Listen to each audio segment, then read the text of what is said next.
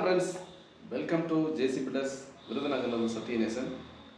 இந்த வீடியோவில் நம்ம பார்க்க போகிறது சென்ட்ரிங் பலகையை அதாவது சீலிங்கில் இருக்கிற மோல்டு எத்தனை நாள் கழித்து அதை பிரிக்கலாம் என்பதை குறித்து இந்த வீடியோவில் நம்ம பார்க்க போகிறோம். இப்போ தான் நம்முடைய சேனல் நீங்கள் முதல்ல பார்க்குறீங்க, சப்ஸ்கிரைப் பண்ணிக்கோங்க.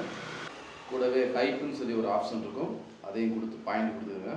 வாங்க வீடியோக்குள்ளே போகலாம். கடந்த வாரத்தில் ஒரு சில சப்ஸ்கிரைபர்கள் நம்மகிட்ட அந்த கேள்வி கேட்டிருந்தாங்க.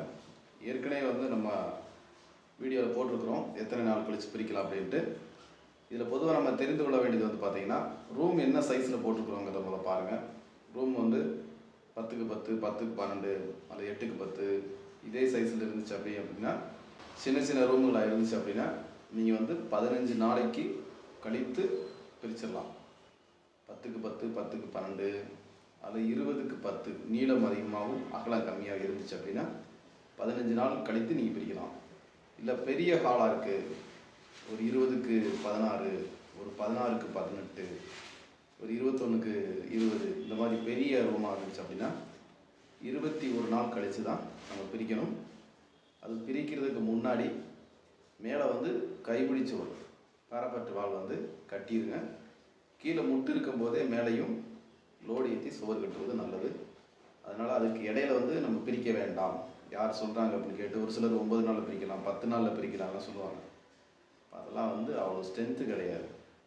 அந்த காங்கிரீட்டுக்கு க்யூரிங் டைம் கொடுக்கணும். அதுக்கு பிறகு தான் அவங்க செட் ஆகும், நல்லா இருக்கும்.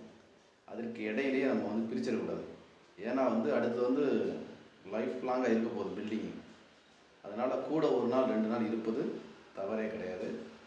அதனால் சின்ன சின்ன ரூமாக இருந்தால் 15 நாள், பெரிய ஹாலாக இருந்துச்சு, ரூம் சைஸ் பெருசாக இருந்துச்சுன்னா 21 நாள் கழித்து தான் நீங்கள் பிரிக்கணும்.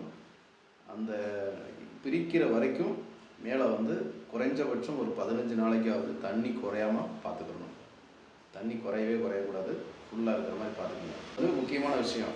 பிரிக்கிறதுக்கு முன்னாடி தண்ணி குறையாமல் இருக்கணும். அடுத்து கைப்பிடிச்சவர் கட்டியிருக்கணும். இந்த 2 ஒர்க்கை முடிச்சுட்டு நீங்கள் பிரிச்சிங்கன்னா ரொம்ப ரொம்ப ஸ்ட்ரென்த்தாக இருக்கும். ஏன்னா பிரித்த பிறகு மேலே வெயிட் ஏற்றுறது அந்தளவுக்கு ஸ்ட்ரென்த்து கிடையாது. நம்மளே அதை அதிகமான பாரம் கொடுக்குற மாதிரி இருக்கும்.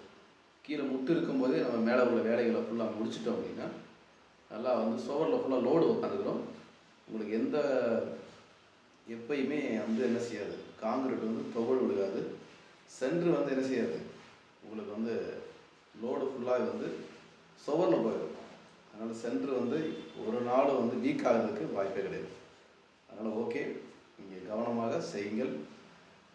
சின்ன சின்ன ரூமாக இருந்தால் 15, பெரிய ஹாலாக இருந்தால் 21 மறக்காதீங்க. இந்த வீடியோ குறித்து வேறு ஏதாவது உங்களுக்கு டவுட் இருந்துச்சு அப்படின்னா கமெண்ட்டில் தெரியப்படுத்துங்க. மீண்டும் அடுத்த வீடியோ சந்திப்போம். பாய்.